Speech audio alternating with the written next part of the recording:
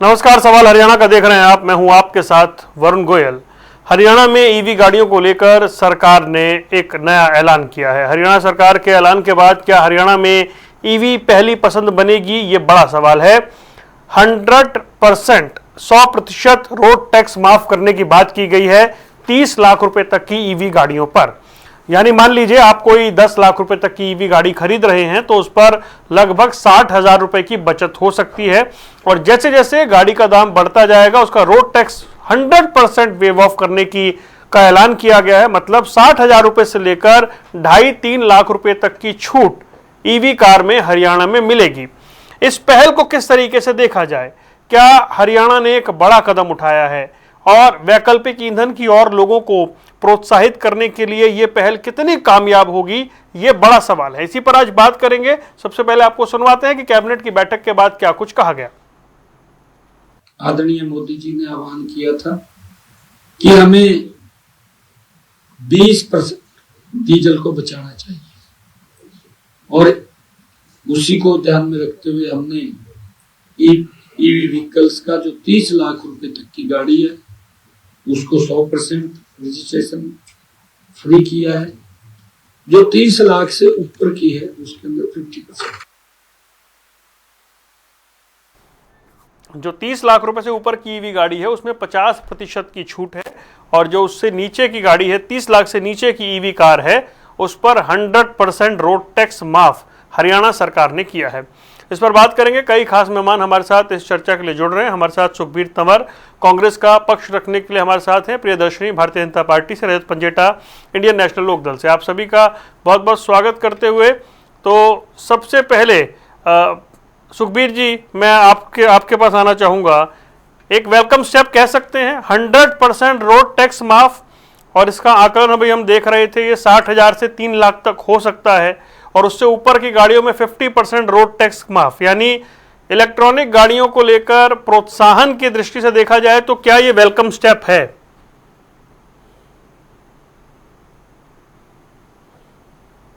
कांग्रेस ना कि हरियाणा प्रदेश में अपितु समस्त राष्ट्र में ईवी विस्तार की प्रबल पक्षधर है, क्योंकि जिस तरह से एनसीआर और दूसरे बड़े शहर प्रदूषण की गंभीर चपेट में है, जिस पर कितना काम किया जाना चाहिए था, कितना हुआ, हम उस विषय में नहीं जाएंगे।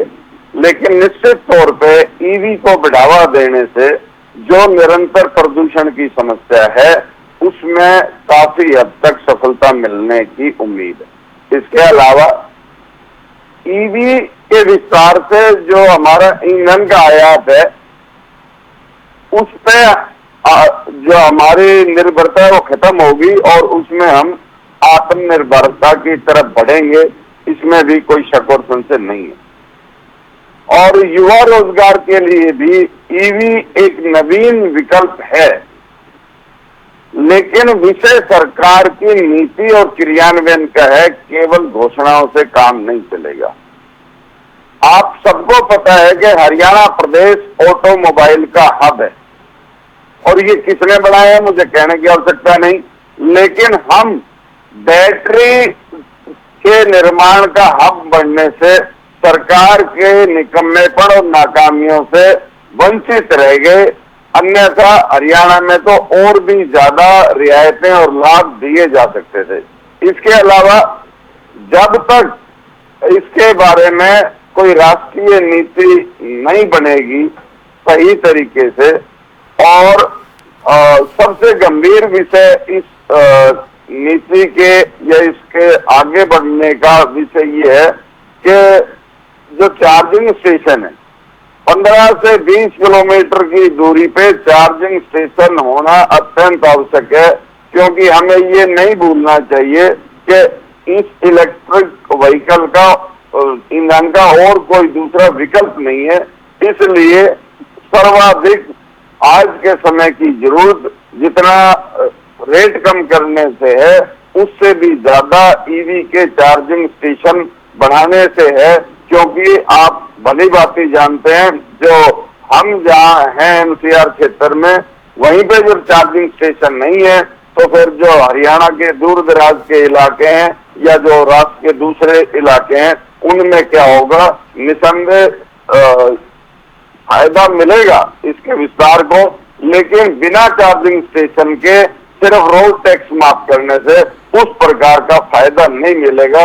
इसके अलावा जो महंगी कारों में ठीक है आपने कर दिया, लेकिन जो हमारे एक पूरी व्यवस्था की रीढ़ है, जिस तरह से जो छोटे उद्योग हैं, जो टैक्सी चालक हैं, जो ई रिक्शा है, उनके लिए भी विशेष तौर पे इससे हटके और रियायत होनी चाहिए, क्योंकि जिस प्रकार से आज की गुड़गांव पॉइंट है चार्जिंग स्टेशन का, क्योंकि जब सीएनजी आई थी दिल्ली में, शीला जी की सरकार थी, और क्या लंबी लंबी कतारें लगती थी जब सारे ऑटो कन्वर्ट कराए गए थे, तो समय बीता तो स्टेशन बढ़ते गए, तो वो तो एक चरणबद्ध प्रक्रिया है। मैंने बताया वरुण जी, जब तक ईवी के चार्जिंग स्टेशन आप नहीं बढ़ाएंगे, इस प्रकार के उपाय से इस पे लोग नहीं जाएंगे, क्योंकि कोई भी जब चार्जिंग स्टेशन की उपलब्धता कम होगी तो निश्चित तौर पे इसकी क्रियान्वयन में उतनी सफलता नहीं मिलेगी जितनी। प्रदर्शनी सुखबीर जी कह रहे हैं कि जिसमें ईवी का विस्तार हो, ऐसे किसी भी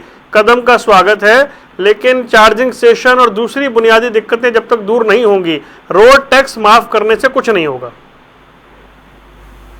वरुण जी देखिए, पहली बार तो मुझे अच्छा लगा कि कांग्रेस के किसी प्रवक्ता ने कोई समझदारी की बात बोली, वरना हर बात पे कोई भी अगर सरकार कोई अच्छा पॉजिटिव काम करती है तो इन लोगों का अननेसेसरी जब ये लोग आलोचना करते हैं तो हमारा कुछ नहीं जाता, ये लोग मूर्ख लगते हैं, हम मूर्ख नहीं लगते, ये लोग मूर्ख लगते हैं। तो चलो ये तो एक अच्छी बात है कि इन्होंने कम से कम एक्सेप्ट किया कि ईवी गाड़ियां जो हैं वो कॉस्ट इफेक्टिव हैं। ऑब्वियसली बात है कि जिसको कहते हैं हम डिपेंडेंसी, जैसे कि आपने युद्ध अभी पूरे विश्व में एक अस्थिरता की स्थिति थी। अभी आपने देखा था कि पेट्रोल की भी किस लेवल की हाइक हो गई थी, उसके बाद भी हमने बहुत बेहतरी से इसको संभाला, लेकिन कब तक एक कहीं ना कहीं इसका हमें विकल्प ढूंढना पड़ेगा, और एक बहुत ही बेहतर विकल्प है ईवी, कॉस्ट इफेक्टिव है, एनवायरमेंट फ्रेंडली है। ग्लोबल वार्मिंग आज एक बहुत बड़ा विषय, ये भारत का विषय नहीं है, ये ओवरऑल यूरोपियन कंट्रीज तो इससे बहुत ज्यादा जूझ रही है। यूके में जहां पे टेम्परेचर 25 डिग्री से कम होता था यूजुअली, आज वहीं पे टेम्परेचर जो है वो आज 45 डिग्री तक पहुंच गया। ये क्या कारण था? ग्लोबल वार्मिंग का ही कारण था। तो अगर आज ईवी गाड़ियां, और आपने बड़ा ही उचित एग्जाम्पल दिया कि जब सीएनजी की शुरुआत हुई तो वाकई ये बात फैक्ट है कि लंबी लंबी गाड़ियां लगती थी, लंबी लंबी। अब जैसे ही उपभोक्ता, इकोनॉमिक्स इसी तरीके से चलता है, अगर कंज्यूमर कंज्यूम करेगा तो फिर ऑब्वियसली बात है कि उसकी सर्विसेज, हम सर्विस स्टेशन ज्यादा बनाएंगे, तभी तो बेनिफिट होगा ना, चाहे उपभोक्ता को होगा, जो कंज्यूमर है बेसिकली उसको होगा, और जो ईवी स्टेशन बनेंगे और जिनको उससे रोजगार मिलेंगे उनके लिए भी होगा, डेफिनेटली होगा।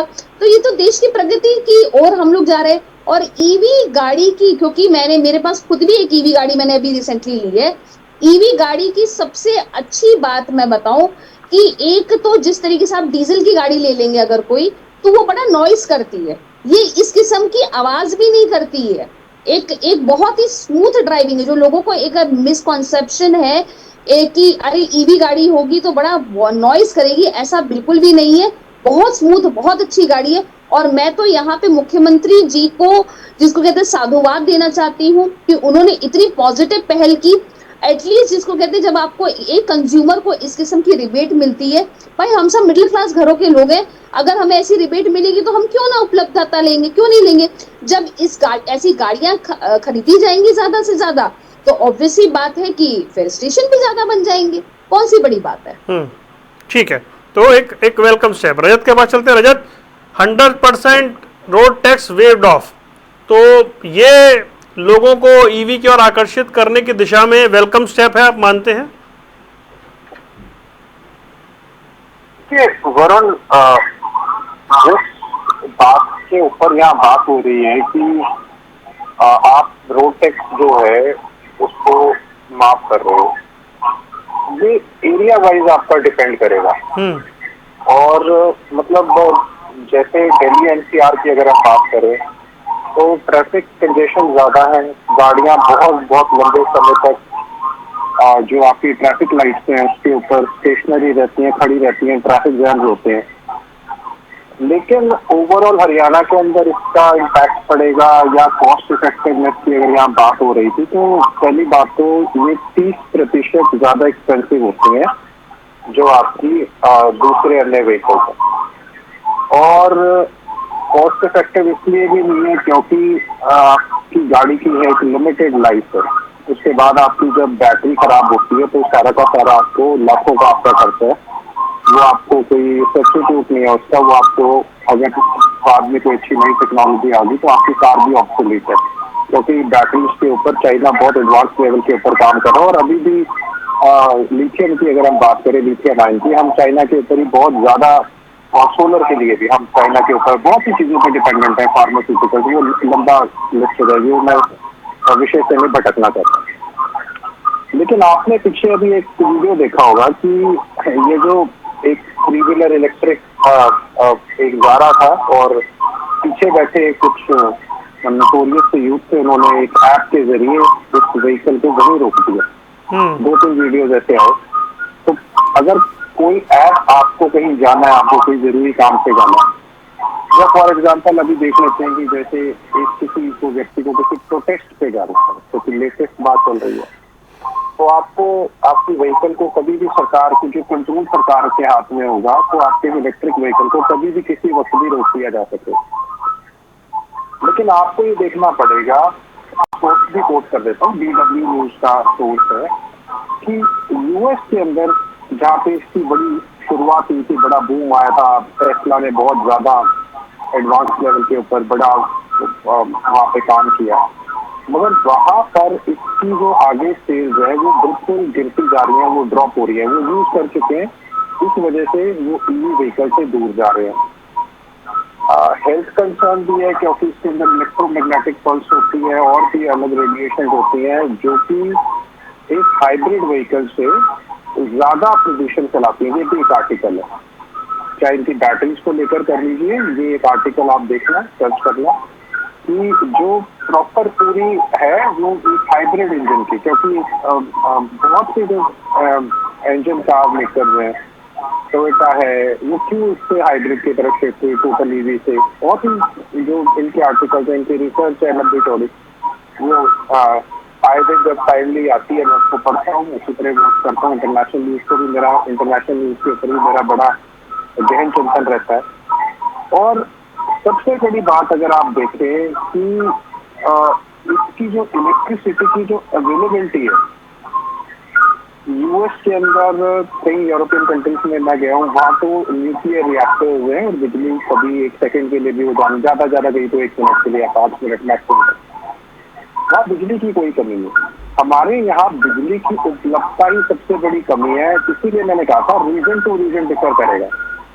आप ईवी गाड़ी लेते हैं तो आपको घर के अंदर गाड़ी चार्ज करने के लिए भी चार्जर मिलता है, अलग से खरीदना पड़ता, महंगे हैं चार्जर, जो ज्यादा फास्ट चार्जिंग करते हैं, काफी महंगे चार्जर है, वो भी गूगल पे सर्च किया जाए। लेकिन जब हमारे ग्रामीण अंचल के अंदर बिजली की उपलब्धता ही नहीं है, वहां से कट मारकर आप इंडस्ट्रीज को बिजली सप्लाई करते हो, किसानों को कट लगा के आप बिजली देते हो। सारी गर्मियों में इतनी ज्यादा गर्मियां थी पीछे अभी, और ग्रामीण अंचल के अंदर अभी बच्चों की छुट्टियां थी, बहुत जगह मेरा खुद पे जाने का अवसर मिला और वहाँ पे बिजली होती नहीं थी, आई चली गई, 2-3 घंटे है ही, इन्वर्टर भी कब तक काम करेगा।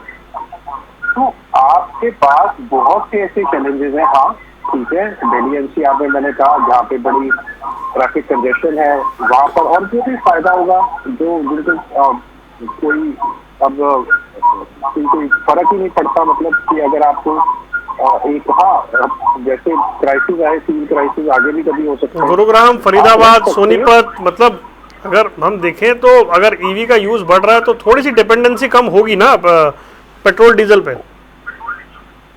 हाँ, अब मुख्यमंत्री जी बोल रहे थे अभी 20% डीजल के ऊपर हमारे को वो करना है, हाइड्रोजन ट्रेन को भी लेके आए, वो भी ठप हो गई, तो लोग खड़ी है, वो भी तो डीजल इंजन में खींच रहा था।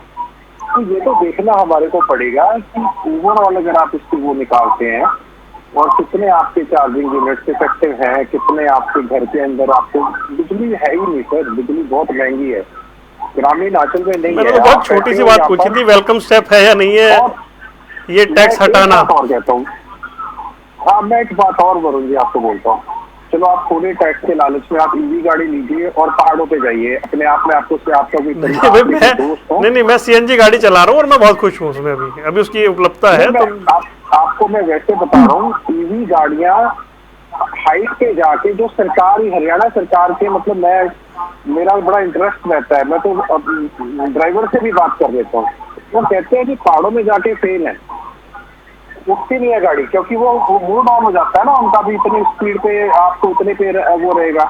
जो हाइब्रिड डाउन की बात भी कर रहा हूँ मैं, और ईवी गाड़ियां तो ट्रकों में लोड होके वापस आई है।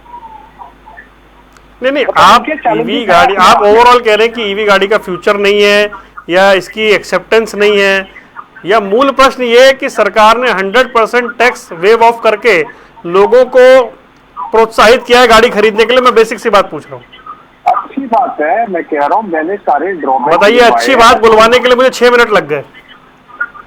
जी, ये अच्छी बात है, ये बुलवाने में मुझे 6.5 मिनट लग गए, तो मैं ठीक है, बस इतना ही सुनना था मुझे। ओके, इतनी मेहनत करूंगी विपक्ष। नहीं, मैं, अरे भाई आपने इतनी जलेबी बना दी, मैं सिर्फ पूछ रहा हूँ, सरकार ने 100%, वो तो कस्टमर की चॉइस है ना, एंड यूजर की चॉइस है, उसे प्रोज एंड कॉन्स देखने हैं कि यार ये पहाड़ में जाके खड़ी हो जाएगी, मैं ले जाऊंगा तो वहां चार्ज कहां करूंगा, ये एंड यूजर देखे ना सर। मैं तो आपसे कुछ और जानना चाह रहा हूँ। 1 मिनट वरुण जी, एक बात ही बोलूंगा इसमें। मैंने हिंदुस्तान का, ये अपने देश का एक वीडियो देखा जहाँ ईवी गाड़ी में चलती में आग लग गई। सर वो कौन सी कार में नहीं लग जाती है? मैं तो कहता हूँ सभी मंत्रियों को, सीएनजी में नहीं लगती, पेट्रोल में नहीं लगती, कौन सी कार में आग नहीं लग जाती है? तो किसी भी कार में लग जाती है सर। ठीक है, ओके। तो सुखबीर जी, जैसे आपने शुरुआत में कहा कि आप ईवी विस्तार के लिए, आपकी पार्टी वो कहती है कि ठीक है ये होना ही चाहिए, लेकिन अभी बहुत कुछ करने की जरूरत है। तो क्या बहुत कुछ करने की दिशा में ये पहला कदम है, या अभी लोगों की सोच भी बदलेगी ईवी गाड़ी को लेकर के, इतनी जल्दी से वो एग्री नहीं होंगे? बैटरी वाला इशू है कि जब आपको वो कहता है कि 5-6 साल बाद आपको बैटरी बदलनी पड़ेगी, तो आदमी का मूड चेंज हो जाता है। लेकिन जो ऑफिस अप डाउन करता है वो कहता है ये बेस्ट है, रात को घर लाए, चार्ज की, सुबह ऑफिस चले गए, रात को फिर आ गए। देखिए ओम जी, जो मेट्रो शहरों में लोग रह रहे हैं उनके लिए बेहतर विकल्प है, लेकिन अगर राष्ट्रीय स्तर पर हरियाणा के सुदूर क्षेत्रों की बात करें तो निश्चित तौर पे ये उस प्रकार का विकल्प नहीं है, क्योंकि जब तक इसमें व्यवहारिक समस्याएं रहेंगी तब तक ये विकल्प नहीं बन पाएगा। और ये जो रोड टैक्स हटाने की बात है, इससे बात नहीं बनेगी।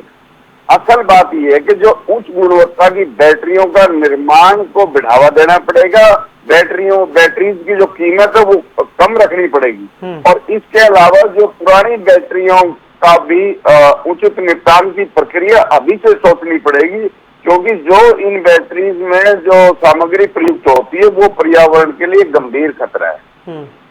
ऐसा नहीं है कि हम पहले आग लगने के बाद कुआं खोदेंगे। असल में तो ये सारे जो विषय हैं जो अभी रजत बता रहे थे, ये सारे के सारे संज्ञान में आने चाहिए। मानव जीवन से बड़ा कोई किसी चीज का खतरा नहीं है, हमें सभी परिप्रेक्ष्य में सोचना पड़ेगा।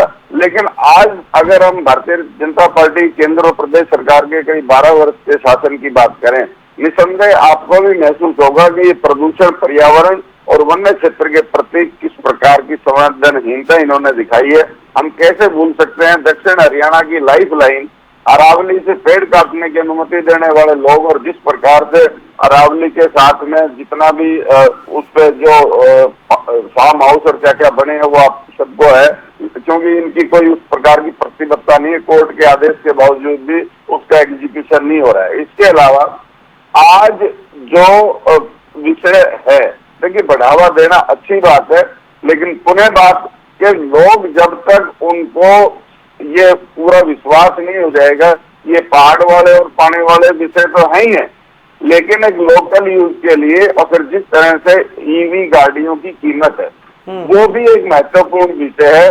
जब तक हम उनकी कीमत को कम नहीं करेंगे, बैटरी की कॉस्ट को नहीं घटाएंगे और चीन से आयात को अपने आप को खुद से अपना मैन्युफैक्चरिंग नहीं करेंगे, तब तक ये योजना उस प्रकार से प्रभावी नहीं होगी, सफल नहीं होगी जिस प्रकार से इसे देश में चाहिए। ओके, प्रियदर्शनी, एक स्टेप उठाया गया है और मैं देख रहा था कि उसमें 60,000 से लेकर के 2.5-3 लाख तक का फायदा हो सकता है 30 लाख तक की गाड़ी में, लेकिन वो कह रहे हैं कि अभी बहुत कुछ होना बाकी है, सिर्फ इससे बात नहीं बनेगी।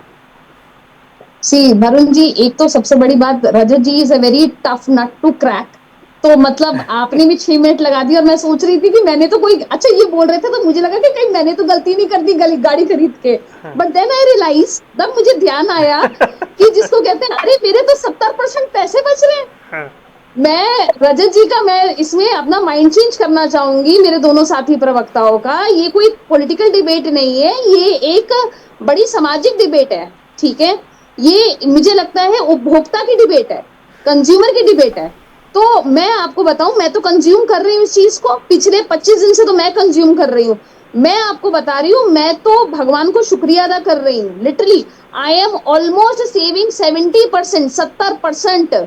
मैं अपनी जो डीजल और पेट्रोल की गाड़ियां थी, मैंने उनको यूज करना बंद कर दिया है, क्योंकि क्यों मैं दूं इतना खर्चा, क्या जरूरत है मुझको। अच्छा, आजकल जहां खासकर गुड़गांव जैसी जगहों में या किसी भी मान लीजिए शहरी इलाका, मैं तो बोल रही हूँ अभी शहरी इलाके में इस चीज को एक्सेप्ट कर रही हूँ कि स्टेशन अभी यहाँ पे ही है, आप आइए उसको चार्ज कर दीजिए आराम से, उसके बाद नेक्स्ट डे अपने ऑफिस या आपको जहां पे भी जाना जाइए, और ये आराम से 48 आवर्स चल जाती है।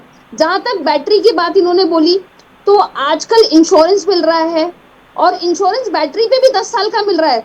इन्होंने जब मुझे बोला तो मैं 1 मिनट के लिए भ्रमित हो गई, फिर मैंने कहा अरे मेरे पास तो इंश्योरेंस भी है, वो भी 10 साल का बैटरी के ऊपर ही है। उसके बाद मैं आपको बताऊं, जब सीएनजी की भी गाड़ियां थी तो वो भी पिकअप में, आपको याद होगा, अब मुझे नहीं मालूम क्या स्थिति है, बट उस समय पिकअप में समय लेती थी, फ्लाईओवर पे चढ़ते हुए समस्या होती थी। हाँ, वो तो होगी ना। देखिए पेट्रोल की गाड़ी में, इनफैक्ट पेट्रोल और डीजल की गाड़ी में भी अंतर होता है। डीजल की गाड़ी कितना आवाज देती है, पेट्रोल की गाड़ी आपको स्मूथ राइड देती है। लेकिन इसका मतलब ये थोड़ी कि हम, देखिए हमें एक बात को, इस चीज को स्वीकार करना पड़ेगा कि demographically we are not a nation जिसके पास अपना खुद का कुआ हो, तेलों का। और जब हमारे पास वो सुविधा नहीं है तो हमें तो ऑल्टरनेटिव्स निकालने पड़ेंगे ना आने वाली पीढ़ी के लिए। ये तो एनर्जी है जो कि खत्म हो रही है। तो मतलब आप अगर इस चीज को, अगर तो जितनी बड़ी डिटेल का है, अंत में रजत पंजेटा ने यही कहा है कि अच्छी बात है। चलिए, थैंक यू रजत जी।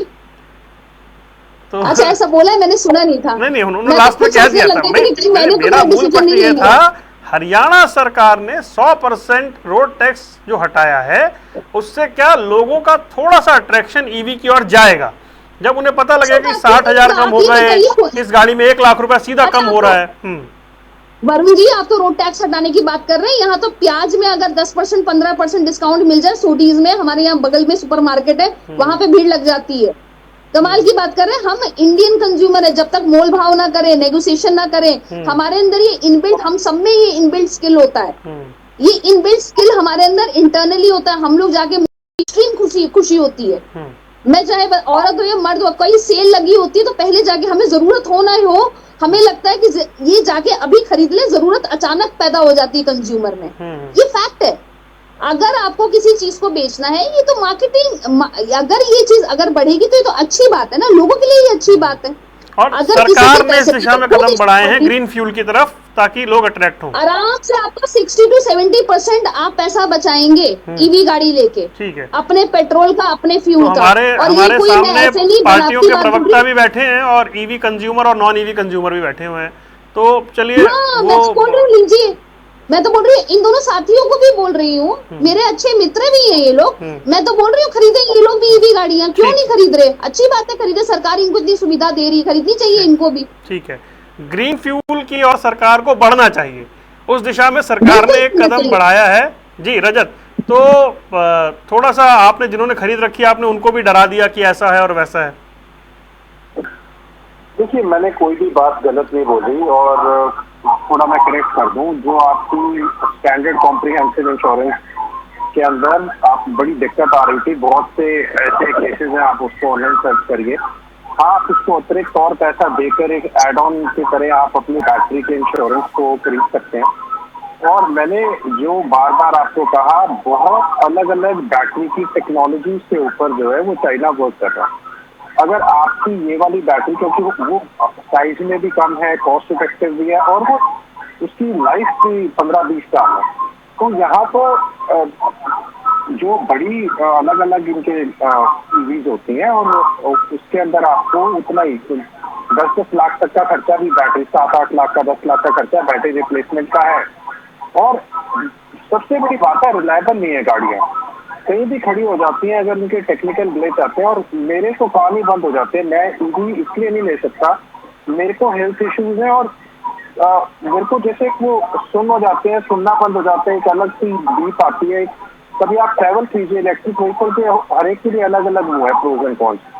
मैं तो उसको टॉलरेट नहीं कर सकता, मुझे तो नहीं, सबके अपने अपने जेन्युइन है भाई। मेरे सामने ये इशू था कि मैं मान लीजिए जा रहा हूँ राजस्थान या कहीं, तो मैं वहाँ कहाँ खड़े होकर उसे चार्ज कराऊंगा, और उसमें कोई दूसरे फ्यूल का ऑप्शन नहीं है जब मैं गया था। तो वो सबके अपने अपने इश्यूज हैं, लेकिन ये भी है कि लोग पसंद भी कर रहे हैं जिन्हें ऑफिस अप डाउन करना है। मैं आपको बता देता हूँ, मैं इसकी सराहना किस पॉइंट के ऊपर कर रहा हूँ। मैं कह रहा हूँ कि दिल्ली एनसीआर के लिए, मैं स्पेसिफिक कर देता हूँ, दिल्ली एनसीआर के लिए अच्छा कदम है, क्योंकि वहां पे गाड़ियों लगातार प्रदूषण, मतलब खड़ियां, इंजन ऑन है, हीट भी आती है गाड़ियों से, सारा कुछ है। जहाँ पे ट्रैफिक कंजेशन ज्यादा है, बहुत ज्यादा ट्रैफिक है, घंटों तक आप उस पर खड़े हो, वहां के लिए ये अच्छा कदम है। हाँ, रिलायबल बिल्कुल नहीं है, कहीं भी खड़ी हो सकती हैं गाड़ियां। आप पेट्रोल पंप की वेट भी ना करें, पेट्रोल पंप से पहले आपको टोवे वाले का नंबर साथ रखना पड़ेगा 24 घंटे। और जो जहाँ पे कोई रिलायबिलिटी का इशू आता है, ये प्रियदर्शनी बताएंगे, फिर प्रियदर्शनी आपको भी नंबर रखना पड़ेगा, वो बता रहे हैं। नहीं, ऐसी जरूरत नहीं पड़ी है अभी तक, तो आराम से चल जाती है 48 आवर्स तक। जी, हरियाणा सरकार की सारी जो मौजूदा गाड़ियां हैं, मैं तो कहूँगा हरियाणा सरकार की बोर्ड एंड कॉर्पोरेशन चेयरमैन मंत्रियों के पास, और मुख्यमंत्री का मैं नहीं कहूँगा क्योंकि सेफ्टी इशू भी रहता है, डैमेज। हमारी तो सारी लीडर सीनियर, सॉरी रजत जी मैं आपको टोक रही हूँ, हमारी सारी सीनियर लीडरशिप ने, हमारे सारे जिलाध्यक्षों ने, ऑलमोस्ट सबने ईवी गाड़ियां ले रखी, अभी रिसेंटली ली, और बहुत आराम से, किसी को कोई दिक्कत नहीं हो रही है। मैं बता रही हूँ, कोई भी दिक्कत नहीं हो रही है वरुण जी, मैं बता रही हूँ, मैं तो खुद उपयोग कर रही हूँ 25 दिन से। अच्छी बात है, दिक्कत नहीं हो रही है। हालांकि मूल विषय ये था नहीं, मूल विषय ये था सरकार ने कितना बड़ा कदम उठाया जब वो महिला खरीदारों को अतिरिक्त 1% की राहत दे रही है। देखिए, किसी को दिक्कत नहीं है तो वो जिसको कहते हैं ना, तभी सरकार ये क्यों दे रही है, हमें ये समझने की जरूरत है, क्योंकि सरकार इस बात को समझ रही है कि डेमोग्राफी हमारी नहीं हमें सपोर्ट कर रही है कि हम बार बार बाहर से हम किसी दूसरे पे डिपेंड रहें। तो इससे बेहतर है कि हम इस चीज को, ईवी को, इलेक्ट्रॉनिक गाड़ी को, व्हीकल्स को, हम लोग इसको अपनी रोजमर्रा की जिंदगी में लाएं। ठीक है, तो सरकार का एक स्टेप है 100% रोड टैक्स माफ, 50% माफ 30 लाख से ऊपर वाली गाड़ियों में, महिलाओं को 1% की अतिरिक्त छूट। इसका क्या कुछ पब्लिक के बीच में रिएक्शन आता है, कैसी प्रतिक्रिया आती है, इसका इंतजार रहेगा। आप तीनों मेहमानों का जुड़ने के लिए बहुत बहुत शुक्रिया। सवाल हरियाणा का देख रहे थे आप, दीजिए इजाजत, नमस्कार।